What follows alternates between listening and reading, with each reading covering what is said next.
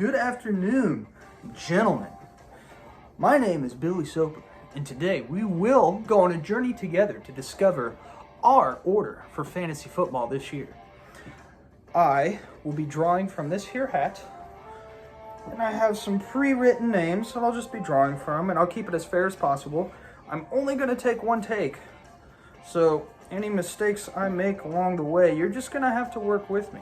Now, this was requested because it was found out that I do this for a different league. I'm not going to do the other antics because it feels cheap to steal from that, and hopefully throughout the years we can develop our own things that I do with this, such as going pantless or dressing up in some fashion or what have you. I just want it to feel more organic, so to the person that requested that I do it just like before, this is my formal apology. But with that, let's jump to the first pick of our draft. We have David Ford. David Ford. He was, if I remember right, he was okay. Where did he finish? David Ford, you finished 6th. Okay, so whenever I said you did all right, you didn't do all right. You got, what's that, 3rd to last, which really, no offense to Rick, that's like getting 2nd to last in this league last year. Oh, you went 4-9. Where Brendan Woody went 7-6, but you still finished ahead of him for whatever reason. Interesting.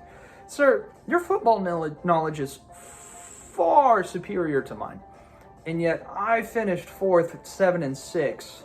So maybe we have to revisit that. Maybe I do know more, or maybe I'm just better at fantasy. My tricks, things happen.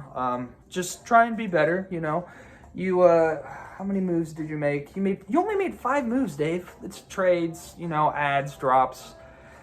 Maybe pump that number up a little bit. Like normally I like to keep it like less than like 12 or 13. Just pick a good team the first time, but you obviously didn't pick a good team the first time, so maybe try something new. Just some friendly advice. Constructive criticism, if you will. But congrats on the first pick. Some people like it, some don't. Next up, we have our newcomer, the replacing of Rick with Dan Quarles. That move was made through a lot of voting and internal conflict with the counselors and just basically everybody who's in charge. But the vote was unanimous, 1-for-1, to let him join. But I did get a quote from him while I was vetting him, just to figure out his fantasy know-how. It's referring to his brother. Yes, my brother, Will, well, you let him in the league, and I'm better looking, smarter, younger, and overall just more successful and just better than him in every way, including fantasy football. So on that merit alone, you should let me join. Not my words. Strong words between brothers. I think Dan can put his money where his mouth is. I think that he pays attention, watches more than just the Chiefs. Like, he alleges that his brother only watches the Chiefs like once every 3 years or something. But, we'll see. We'll see. I bet he doesn't get last. I bet he gets 6th. I'm going to call it now. He's going to get 6th. Next up in our draft, we have Brendan Woody. Oh, Brendan Woody, he finished 7th, man. 2nd to last, and like I said before, that's like getting last in our league because Rick didn't pay attention. He somehow made 6 moves, but I think that's somebody else logging onto his account and doing stuff on it. I don't know. That was weird, but you're better than that, man. 1,633 points scored for. That's okay, but you almost had 1,600 points scored against. Maybe you just didn't have favorable matchups. It's pretty low for this league. Defense wins games, and that's going to be a common theme that you'll hear from me today. Oh, yeah. But, I don't know, man. Work on it. Draft a better team. You had 32 moves. Try and get that down. You're moving too much, trying too much. Yeah, be better. Be better. Next up, oh shit, I haven't been writing these down. First was David Ford. Then we had Dan. And then Woody. All right. Whew, that almost sucked. All right, next up, we have Sir William Quarles.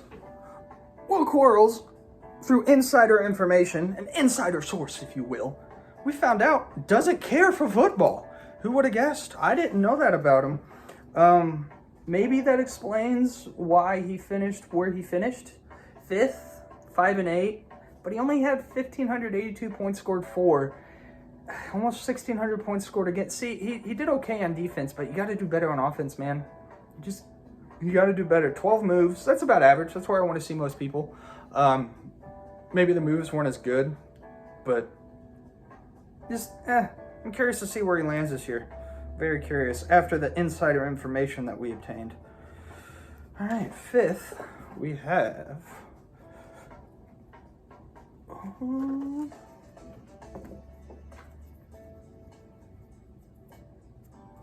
Ben Reynolds. Ben Reynolds is our reigning champ, the winner, the smartest person among us. That basically is what this means, to win a fantasy league, is to be the smartest in the group. It's just facts. Because this game, it's not luck at all.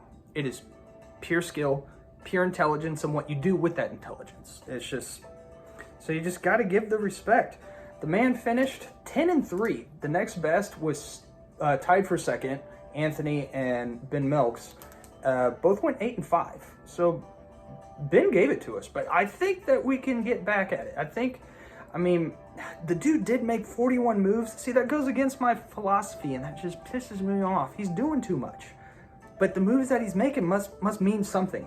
So I can swallow my pride and say, good job, and fuck you. Next up, we have...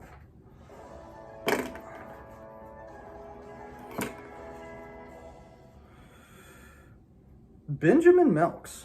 Ben Melks, as I just said, they listed him at second, but basically tied for second with Anthony.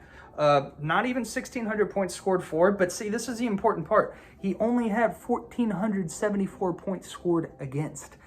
That is why he placed so high as he did with only 1,593 points scored for. Those points against are important. I won't let you guys know on how I keep that down, but Milks obviously figured it out. So he's going to be a problem this year, and he's going to be top 3 again because he figured it out. It's not luck. Some people say it's luck, and you people who say that are just ignorant. But stay ignorant for the rest of us. It makes our job easier. So just keep it up. Ooh. Oops. Milks. There we go. All right. Next up, we have... yours truly. Oh, Commish himself. So, I didn't do well. 7-6, winning record, whoop-de-doo. I did score 1,700 points for, 1,709. The second most in the league. Some would say that should got me the second seed. They're communists if they think that. If they think because Anthony scored the most points that he should get rewarded for that instead of his record, communists, socialists, Marxists, against America, super unpatriotic, just terrible people. That's all I have to say about that. Expect me to, I'm gonna call it now, top one. Whoop. Keep forgetting to write these down. And last but not least, Anthony Chartier. Anthony Chartier finished, says third. I'm going to call it tied for second again. The most points scored for. But see, this is, I'm glad that he's last because I can end on this point. While he did score the most, he also had the most scored against. He almost had 1,800 points scored against. Anthony, you got to work on that, man. That's just... You got to drive that number down. You can put up the best offense in the world. I mean, look at Isaiah Thomas. A completely different league, whatever, basketball. The man was averaging like 29.8 points per game. They kicked him to the curb. We don't see him anymore. You want to know why? Because he doesn't play defense. He's a liability, and that's why you didn't win. Just work on that, and you should be fine. You'll be a top 8, I think. I think you'll be a top 8, Anthony. But that's it, boys. It's shorter than the other video. I hope it wasn't copying too much, but it was requested. I hope you enjoyed it. I'm going to enjoy this while I finish mowing the lawn in this Midwest heat. But it's good to see you, boys. Glad you stopped by. Rick, because you're my one subscriber, I'm sure you'll be watching this. If you've made it this far, I'm really sorry. But good luck.